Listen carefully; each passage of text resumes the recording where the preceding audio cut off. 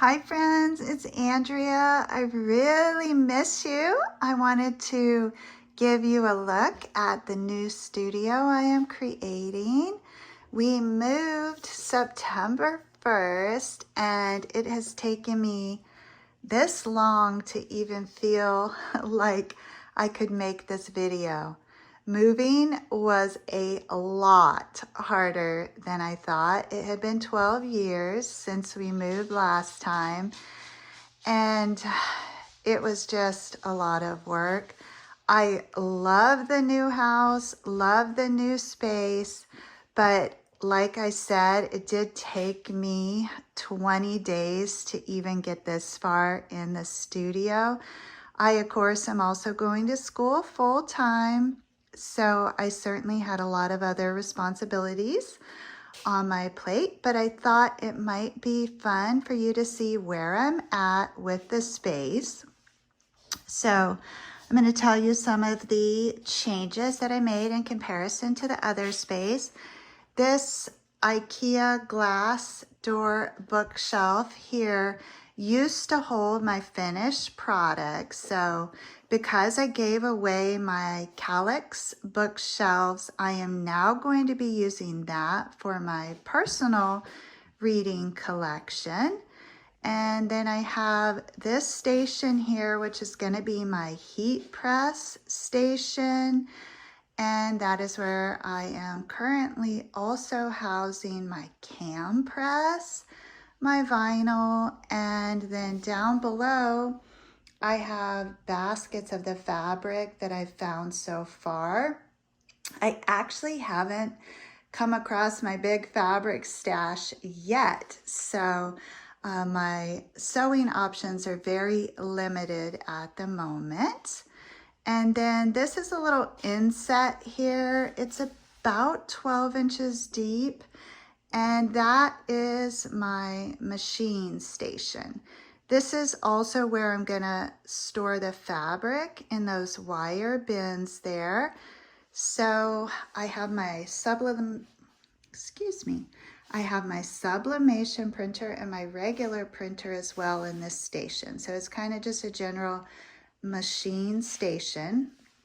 I have the new Janome Skyline S3, my trusty Janome Magnolia machine and serger, and then my favorite serger, the Brother Lock 1034D.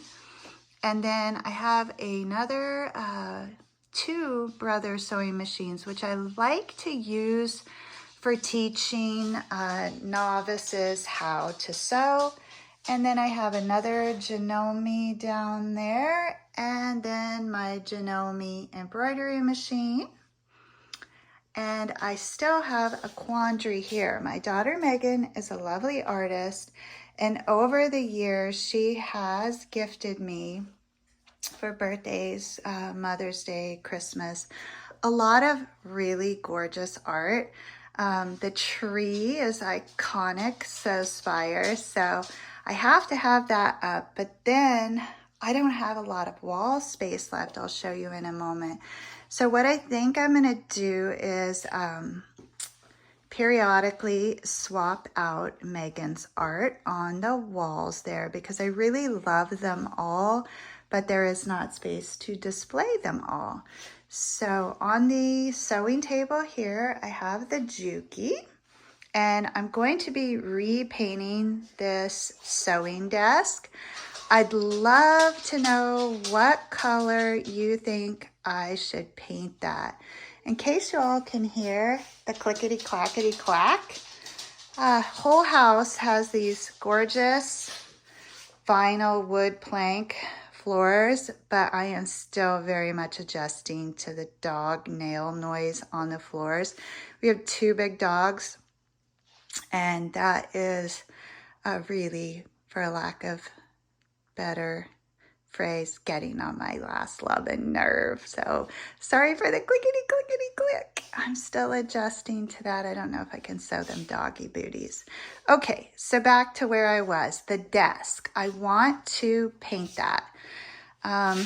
Initially it was white, And then I added the Annie Sloan blue and the dark Annie Sloan wax to that. I'd love to know what color you think I should paint that desk. Or should I like try to stain it brown? It's not real wood, so I don't think staining it is an option.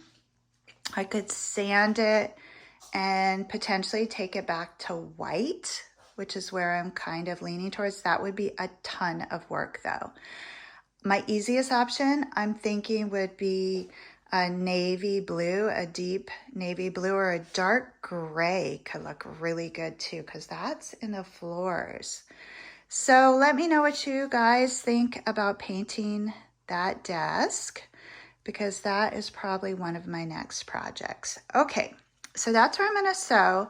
Then behind the desk, I have my ironing station, and I get to look out over this gorgeous yard here with lots of trees. So the window is absolutely filthy, so please pardon that. I haven't made it outside yet to do the windows. And then because we live in the woods, I have tons and tons of bugs everywhere. So I have these cedar planks to kind of frighten the bugs away. They're working so far. If any of you live in the country and have some tips for keeping the bugs outdoors, I would love to hear that. Most of them came in while the house was vacant, and then when our movers moved us in, they took off the doors so that they could do that nice and quick, and a lot of bugs came in then. So I've been slowly escorting the bugs outdoors, and hopefully the cedar is going to work as well. So in the corner here, I have my wire shelves, which I always get a lot of compliments on those. I found these at Home Goods. They're awesome. Right now I have my patterns in there. In the past, I've put finished product in there, as well as half-yard cuts of fabric. So they're really versatile, and I love those shelves. So happy with that placement. And then I have my embroidery stuff, a quilt I made, another quilt I made, a little seat in case anybody wants to come and sit and chat me up while I'm sewing. This is a wall here where I'm going to swap out Megan's art. I have that angel that she made custom for me, and it is probably my second favorite painting she's ever made me. You guys know what the first one is. The Hatter. I took this piece of Megan's art out of the trash can. She thought it was garbage, and I absolutely love my Mad Hatter. In fact, I may sublimate the Hatter onto a shirt and wear it all the time. Love my Hatter, Meg, if you're watching this. Okay, so this is the first time ever that I have put a screen in my sewing space. I did not have a space for this brand new television in the rest of the house. Not that it's not big enough, I just didn't like what the screen did to the room. And quite honestly, I'm still really adjusting to the look in my sewing space. However, it is functional. I am going to use that to watch my YouTubes, which I love doing. And I usually watch those on my phone or iPad, so I can use it for that. I can also use it for school because it's Bluetooth, so I can put my computer screen on that. And that will actually help me a lot because all of my courses are online. So I'll have a bigger screen, and that'll be easier on my eyes. So I installed 2 shelves over here. One is housing the Cricut machine. I was able to fit the 2 carts which hold my recording equipment and some notions underneath of that. And I have my key planners there. And then moving over here, I have my pretty little crystal collection. We have an absolutely gorgeous crystal shop that just opened in my town. I love crystals, and I have always been drawn to them. It was really fun for me last semester to take geology and actually learn about the crystals and how they're formed. So that's my little miniature crystal collection. And then I have my rainbow cards. One of the rainbow cards houses all my sewing notions, the other one all my paper crafts. This is the only thing so far that got broken in the move. I left the casters on my rainbow cards, and the movers piled like really heavy boxes on top of them in the truck, and the casters actually like bent and broke the plastic where the casters would go in. So I considered moving those myself. I kind of wish I would have, but they're no longer mobile, they're stationary. I think I could cut, a piece of wood and attach casters to that and fit it to the bottom if I decide in the future that I would like those mobile again. And then my little white cart houses some of my art supplies and my famous Create sign. Everybody always asks about that as well. That was also a Home Goods find. I really love it. It makes the space so happy. And then I have my linen board here, which I got at the Hobby Lobby. Here's my secondary computer station. This is mobile, and I have my good mic on that, so I can roll that out if I want. And I'm just limited by the distance of the cord, of course, but I can adjust that as needed. Now, over here, I have two huge closets. There's no divider wall once you open the doors in between. That is where I have all the banker's boxes. Yeah, I still have to go through those. And then I have easy a dozen boxes in the hall.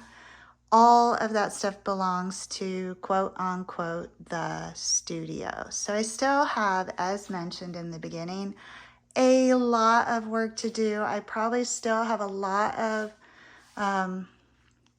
things to donate or give away, but it's a work in progress, and it is finally getting to the point where I could actually sew in here. So that's the second reason I wanted to make this video, is to let you know that soon I will be returning to YouTube with the tutorials, and we will be creating all kinds of fun, beautiful things. So just popping in to say hello, let me know what color I should paint that desk and how you think my space is coming together. I've been thinking about you all during this transition, and I am missing you, and I look forward to sewing with you again soon. Have an awesome day, everyone. Thank you for watching.